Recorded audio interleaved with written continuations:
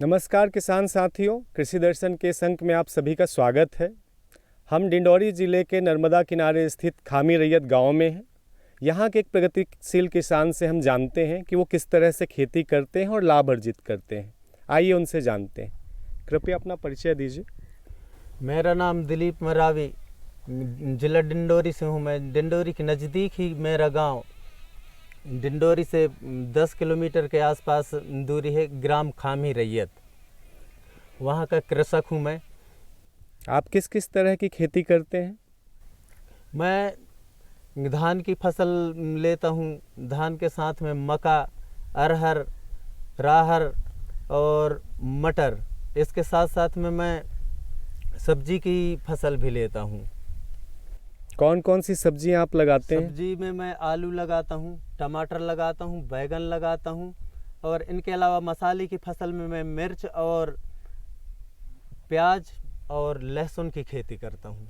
धान की खेती में तो अधिक पानी की आवश्यकता पड़ती है जी। तो आप किस तरीके से सिंचाई करते हैं और कौन कौन सी प्रजाति के धान की फसलें लगाते हैं? जी, धान में सर मैं अभी MTU 1010 और NSL 1010 का उपयोग किया हूँ और देसी धान में मैं सफरी नाम की धान है उसका यूज करता हूँ, जो 140 से 145 दिन में कटाई होती है उसकी और उपज भी अच्छी होती है।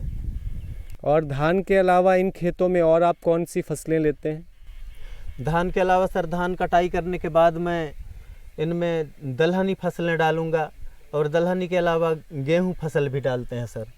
दलहन और के अलावा क्या कोई तिलहन की फसल भी आप लेते हैं? जी, तिलहन में ये राम तेल सर, राम तेल, और बाड़ी में मक्के की बाद हम लोग लगाते हैं राई से तेल का इस्तेमाल करते हैं। जी। तो आपने सब्जी लगाने का काम शुरू किया, धान भी लगाते हैं, जी। तो आप पशुपालन भी करते होंगे। जी। आपके पास किस तरह के पशु हैं? जी सर, देखिए सर, ये खेती करने से पूरा लाभ तो नहीं मिल पाता और खेती के भरोसे ही अपन नहीं रह सकते।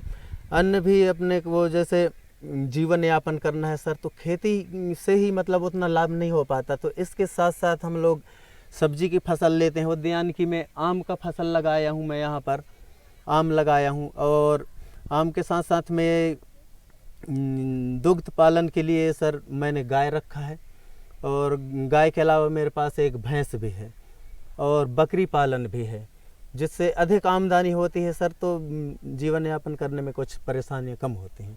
तो पशुपालन से तो आपको खाद भी बनाने के लिए गोबर वगैरह उपलब्ध हो जाता होगा, तो आप खाद किस तरह की इस्तेमाल करते हैं? सर गाय के खाद, जो गाय पशुओं की खाद है, उनको हम एक गोबर को एक गड्ढे बना लेते हैं। गड्ढे बना के 2 से 3 मीटर के गड्ढे, उसमें इकट्ठे करते हैं, कचरा डालते हैं और फिर गोबर डालते हैं, जिससे 1-2 महीने में अच्छा से तैयार हो जाता है, सड़ जाती है पूरी तरह से। उसको सर फसल में यूज करते हैं तो पैदावार अधिक बढ़ती है। चक्रीय खेती का ये लाभ तो है, इसके साथ साथ स्वच्छता का भी अपना बहुत महत्व होता है। तो आप खेती में स्वच्छता कितना महत्वपूर्ण है? खेती में सर जितना अपन अच्छे ढंग से स्वच्छ रखेंगे फसलों को, खरपतवार होती है, बहुत ज़्यादा खरपतवार हो जाती है, जिससे बहुत प्रॉब्लम होता है। जैसे धान की फसल लेते हैं तो धान से अगर खरपतवार ज़्यादा हो गया तो धान की फसल बिल्कुल नॉर्मल हो जाती है, बहुत कम उपज होती है। तो साफ़ सफाई करना बहुत ज़रूरी होता है और टाइम पे साफ करना पड़ता है। तो खरपतवार का देसी तरीका क्या है उन्हें हटाने का?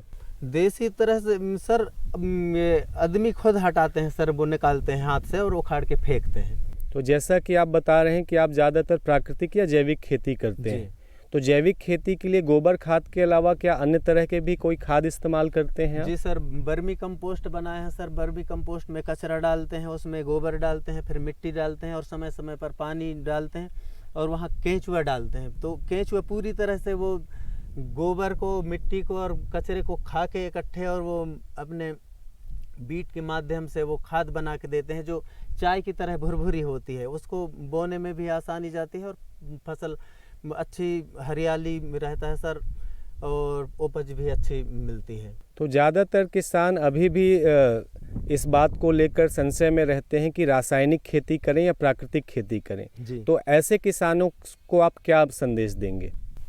सर मेरा तो यही संदेश है सर, जो रासायनिक खेती किया जा रहा है सर उसमें अनेक प्रकार के नुकसान हैं सर। रासायनिक खेती करने से ये जो उम्र है वो भी, उम्र में भी परिवर्तन आ रहा है सर। अधिकतर रासायनिक खेती हो रही है अभी।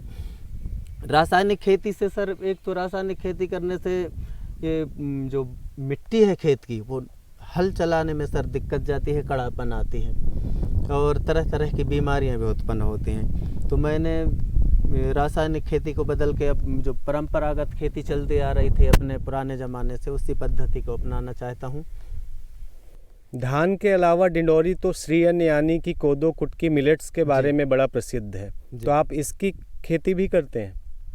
जी, कोदो कुटकी की भी खेती करते हैं सर, और टाइम टाइम में 2-3 साल पड़ती छोड़ देते हैं सर ज़मीन को पड़ती छोड़ने से उसकी उपजाऊ हो जाती है मिट्टी।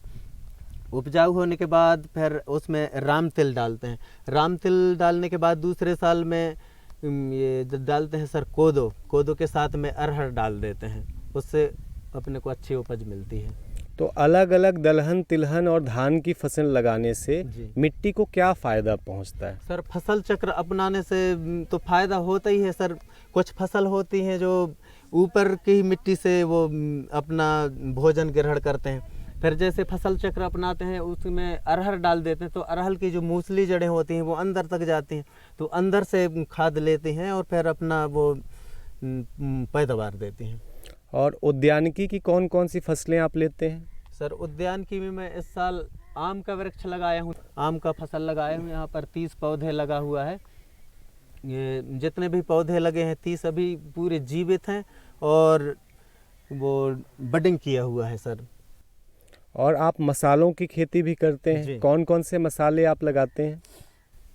सर मसाले में मैं सबसे पहले ये लगाया हूँ लहसुन लगाने के बाद मेरे को अच्छा से उपज मिला था, तो इस साल तो लहसुन नहीं लगाऊंगा, अब इस साल लगाऊंगा मैं प्याज की भी खेती करता हूँ सर।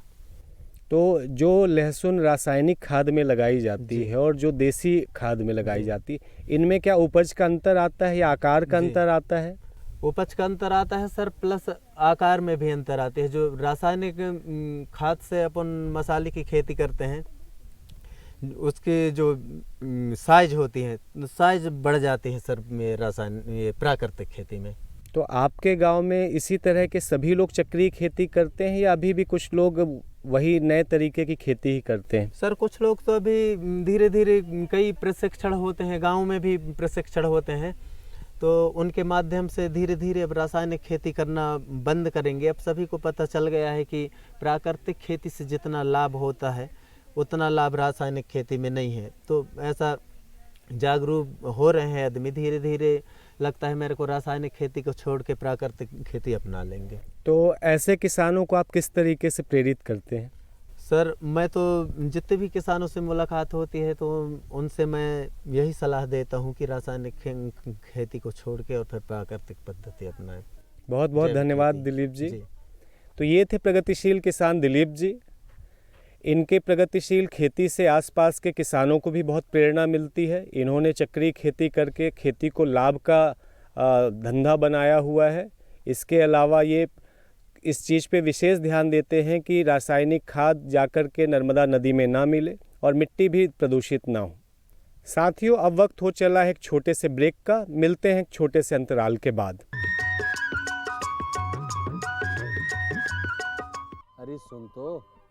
मुझे क्या सुनाना चाहते हो? जो सुनाओ मेरी सौतन को। किसको? अरे वही तुम्हारा मोबाइल फोन जिससे सुबह शाम दिन रात चिपके रहते थे और कहते थे किसान कॉल सेंटर से बातें हो रही हैं।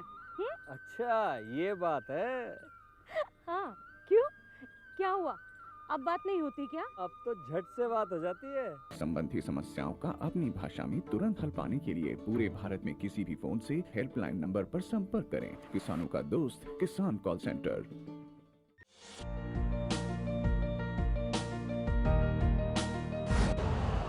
यूरिया का स्वदेशी उत्पादन 70 लाख टन बढ़ाने के लिए 6 उर्वरक संयंत्रों का उद्धार किया जा रहा है। FCIL के गोरखपुर, सिंदरी, तलचर और रामागुंडम संयंत्र, HFCL की बरौनी इकाई और बीवी FCL की नामरू 4th। सोने पर सुहागा ये है कि देश में अब बनेगा सिर्फ नीम लेपित यूरिया, क्योंकि इससे होगा किसानों का फायदा ही फायदा। अनाज का उत्पादन 10% तक बढ़ेगा, बढ़ेगी 10 से 15% नाइट्रोजन क्षमता।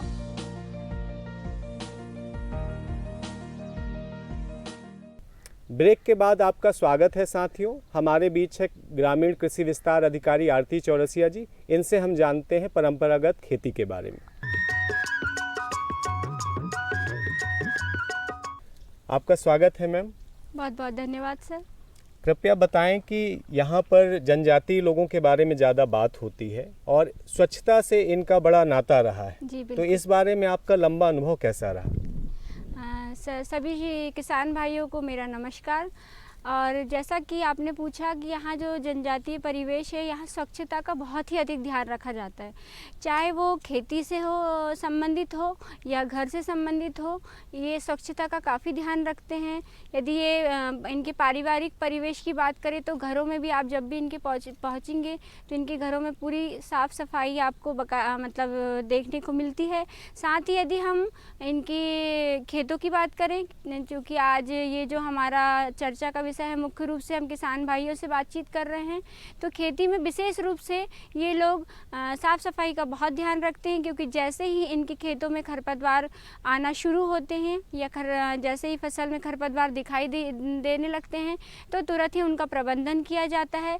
समय समय पर मुख्य रूप से ये परंपरागत तरीके से खरपतवारों को अपने हाथों से उखाड़ कर उनको अलग कर दिया जाता है। तो पहला तो ये हुआ कि खरपतवारों को खेतों से अलग किया गया, तो खेतों की स्वच्छता बनी रही, और जो खरपतवार पोषक तत्व जो पौधे का ले रहे थे, तो वो पोषक तत्व जो है पौधे को पूरी तरीके से मिल पाएगा। जो पानी दिया जा रहा है वो पौधे को पूरी तरीके से पर्याप्त मात्रा में मिल पाएगा।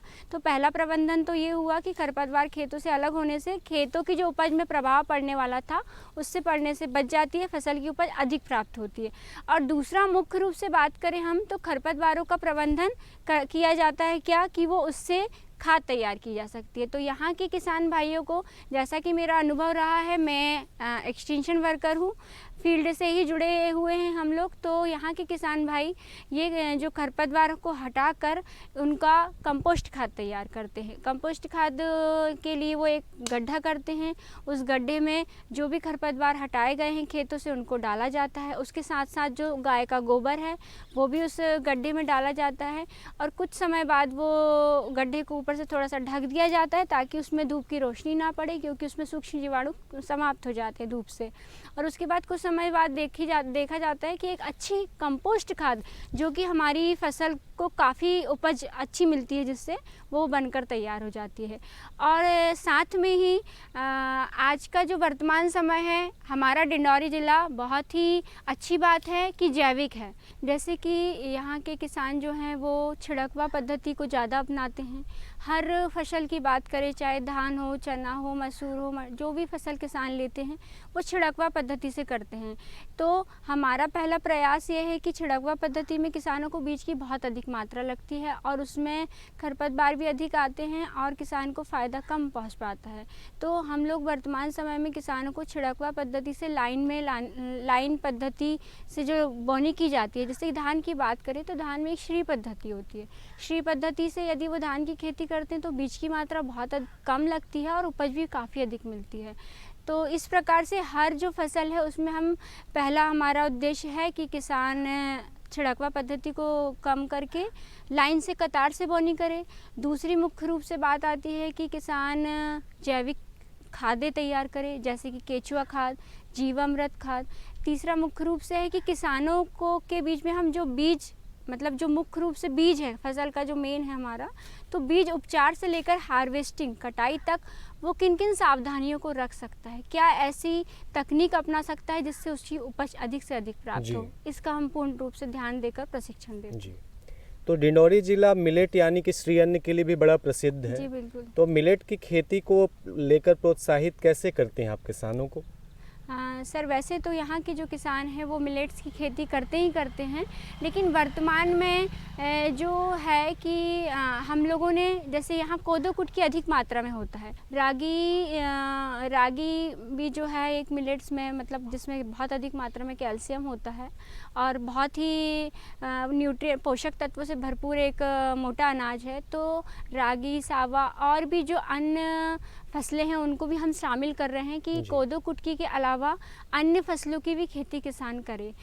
चूँकि आने वाले समय में मिलेट्स की मांग मतलब लगातार बढ़ते जा रही है और हम चाहेंगे कि यदि हमारे किसान भाई अभी से उत्पादन बढ़ा दें तो भविष्य में उनको बहुत अच्छा मार्केट भी उपलब्ध हो सके। लगातार फसलों को लेते रहने से मिट्टी की उर्वरा शक्ति में भी अंतर आता है, पर चक्री खेती में कहते हैं कि इसको मेंटेन किया जा सकता है। तो जरा इस पर प्रकाश डालें कि चक्री खेती कैसे मिट्टी की उर्वरा शक्ति को मेंटेन करके रखता है। जैसे किसान भाइयों से मेरा ये कहना है कि आप एक ही जगह में लगातार एक ही फसल को लेंगे। जैसे आप धान के खेत में यदि लगातार धान की ही फसल बो रहे हैं तो उससे आपकी जो मिट्टी की उर्वरता जो है, फर्टिलिटी है, वो कम होती है और उत्पादन भी निश्चित रूप से प्रभावित होता है।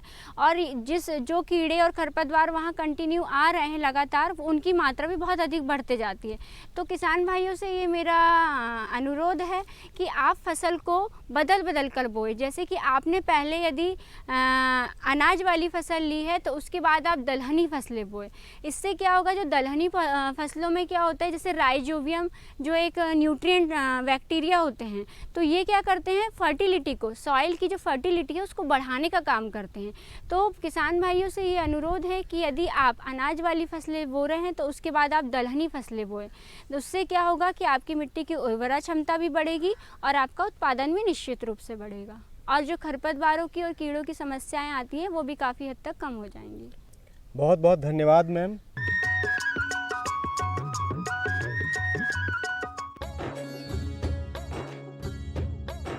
नमस्कार किसान भाइयों, आज हम कृषि में विविधीकरण कैसे हो सकता है उसके ऊपर चर्चा करेंगे।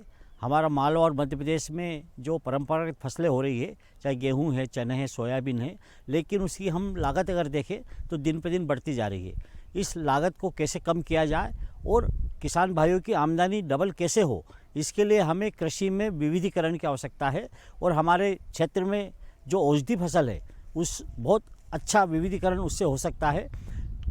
किसान भाई कई प्रकार की औषधि फसलों की खेती हमारे शाजापुर ज़िले पर मालवा में कर रहे हैं। क्यों कर रहे हैं? क्योंकि एक तो यहाँ की जो जलवायु है और यहाँ की जो मिट्टी और पानी है वो औषधि फसल की खेती के लिए बहुत अच्छा है। दूसरा, औषधि फसल के लिए हर प्रकार की मिट्टी की आवश्यकता होती है। विभिन्न औषधि फसल है जो कुछ हल्की ज़मीन में होती है, कुछ पहाड़ी क्षेत्र में होती है और कुछ खेतों में होती है। वो सब प्रकार की मिट्टी हमारे प्रदेश में पाई जाती है, ये कारण है। दूसरा, जितनी भी औषधि फसल है उसमें रासायनिक फर्टिलाइज़र की ज़रूरत बहुत कम होती है और पेस्टिसाइड बहुत कम लगता है और कृषि में जो आदान है वो बहुत महंगा होता जा रहा है। और औषधि फसल ऐसी फसलें हैं जिसमें कृषि की लागत बहुत कम होती है और छोटा किसान इसकी खेती, जिसके पास 5 हेक्टेयर से कम ज़मीन है, 5 एकड़ से कम ज़मीन है, ऐसे छोटे किसान के लिए औषधि फसल की खेती बहुत वरदान साबित होती है। और औषधि फसल की खेती अगर किसान भाई करे तो एक तो उसकी लागत में कमी आएगी, दूसरा जो हमारा पेस्टिसाइड और रासायनिक खादों का जो खर्चा है वो बचेगा। क्योंकि हम सब जानते हैं कि आज इंसान पे दिन बीमारी बढ़ती जा रही है और बीमारी के कारण एलोपैथिक के साइड इफेक्ट भी हमें देखने को मिल रहे हैं। तो पूरा दुनिया का रुझाव आज आयुर्वेद की तरफ है, औषधि फसलों की तरफ है। और हमारे भारत में सबसे अच्छी क्लाइमेट औषधि फसल की खेती के लिए होती है। तो मेरा ये अनुरोध है कि 8 से 10 प्रकार की ऐसी औषधि फसल है। मार्केटिंग हमारे किसान भाइयों के लिए बहुत इम्पॉर्टेंट होती है। तो मार्केटिंग के लिए कृषि उपज मंडी नीमच और मंदसौर, जावरा, ये 2-3 मंडी ऐसी है जहाँ पे औषधि फसल की खेती करने के लिए व्यापारी तैयार है और मार्केट में उसके रेट भी बहुत अच्छे मिलते हैं। तो मेरा किसान भाइयों से ये अनुरोध है कि औषधि फसलें भी लें, साथ में जो बेकार ज़मीन है, हमारे क्षेत्र में काफ़ी पड़ती ज़मीन पड़ी हुई है जिसका खेती में अगर हम उपयोग करेंगे बहुत कम उससे हमें मुनाफा मिलेगा। तो कुछ औषधि पेड़ होते हैं जो हमें औषधि देते हैं, जैसे हर्रा हो गया, बहेड़ा हो गया, आंवला हो गया, सिकाकाई हो गया, रीठा हो गया, गूगल और लोबान, 2 ऐसे पेड़ हैं जो बिल्कुल शुष्क ज़मीन में होते हैं और इसके लिए बहुत ज़्यादा अच्छी मिट्टी की आवश्यकता भी नहीं होती है। आंवला भी किसान भाई कृषि वानिकी के अंदर भी लगा सकता है। आंवला के कई उत्पाद मार्केट में उपलब्ध है, चाहे च्यवनप्राश हो, चाहे आंवले का रस हो, चाहे आंवले की कैंडी हो। ऐसी वैल्यू एडिट करके हम आंवला से भी बहुत अच्छा हमारा उत्पादन ले सकते हैं। एक हमारे मालवा के लिए पानी की हमेशा कमी रहती है। गेहूं और चने के लिए पानी ज़्यादा लागत लगती है, तो उसके लिए कुसुम करड़ी नाम की एक फसल होती है जो असिंचित अवस्था में भी हो सकती है और सिंचित अवस्था में भी हो सकती है। कुसुम करड़ी या सेफ्लावर का तेल मार्केट में ऐसे उपलब्ध है जो हार्ट के पेशेंट के लिए बहुत उपयोगी है। तो किसान भाई जहाँ पे पानी कम है या ज़मीन कमज़ोर है, ऐसी ज़मीन में रबी में आप अपना कुसुम करड़ी की खेती आराम से कर सकते हैं। कुसुम करड़ी में एक फ़ायदा और है, जो इसके फूल आते हैं और फूल में जो इसके पेटल्स होते हैं उनको अगर चाय बनाने में चाय के साथ अगर डाल के पिए तो हमारे शरीर का कोलेस्ट्रॉल भी कम होता है और हमारा जो मोटापा आज हमारे बहुत बड़ी प्रॉब्लम है उससे भी राहत हमें मिलती है।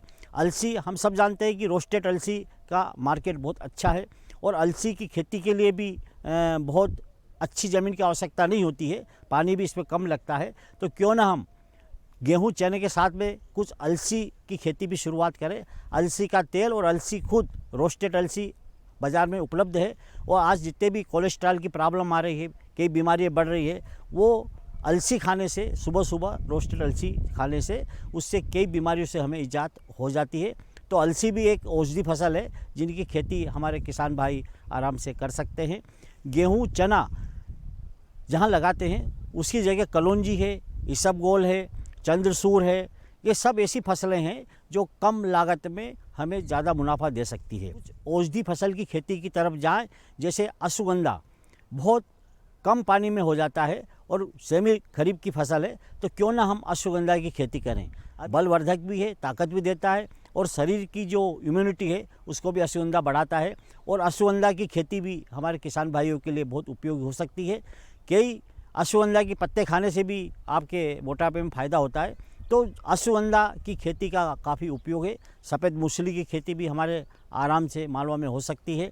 सफ़ेद मूसली के भी अच्छे किसान भाइयों को रेट मिल जाते हैं। इसके साथ साथ जहाँ पे किसान भाई सोयाबीन लगा रहे हैं तो कुछ तुलसी की खेती भी कर सकते हैं। तुलसी का तेल निकलता है और तुलसी से भी कई प्रकार की सर्दी जुकाम की दवाई बनती है। इसके पत्ते भी मार्केट में बिक जाते हैं और इसका बीज तो आराम से मार्केट में बिक जाता है। तुलसी के साथ साथ हल्दी की खेती कर सकते हैं। हल्दी एक ऐसी फसल है जो हमारे मसाले में भी काम आती है। हल्दी से कई प्रकार के ब्यूटिफिकेशन के क्रीम और पाउडर बनते हैं। हल्दी के हमारे खून साफ करती है हल्दी, इसलिए हम इसको मसाले में भी खाते हैं। तो हल्दी की खेती भी हमारे क्षेत्र के लिए बहुत मुनाफे वाली हो सकती है। और हल्दी एक ऐसी फसल है जो छाँव में ही होती है और छाँव में हमारा शाजापुर ज़िला संतरा का मेन ज़िला होता है और ऐसी ज़मीन का उपयोग करने के लिए संतरे के साथ साथ में अंतर्वर्ती फसल के रूप में हम हल्दी की खेती कर सकते हैं। जिसकी खरीफ में कालमेघ बहुत अच्छी फसल है, जिनका पत्ते और पूरा पौधा ही मार्केट में बिक जाता है। तो कालमेघ ऐसी फसल है कि अगर बारिश में 2 या 3 पानी भी गिरते हैं तो कालमेघ लगाने से हमें किसान भाइयों को अच्छा मुनाफा उससे मिल जाता है। तो निश्चित ही हमारे किसान भाइयों की आमदनी बढ़ेगी। खेती में विविधीकरण नहीं होगा, चाहे कृषि वानिकी करें, चाहे कृषि उद्यानिकी करें, चाहे औषधि फसलों की खेती करें या अन्य कृषि से संबंधित व्यवसाय करें, वो सब कहीं ना कहीं हमारी आमदनी को बढ़ाएंगे।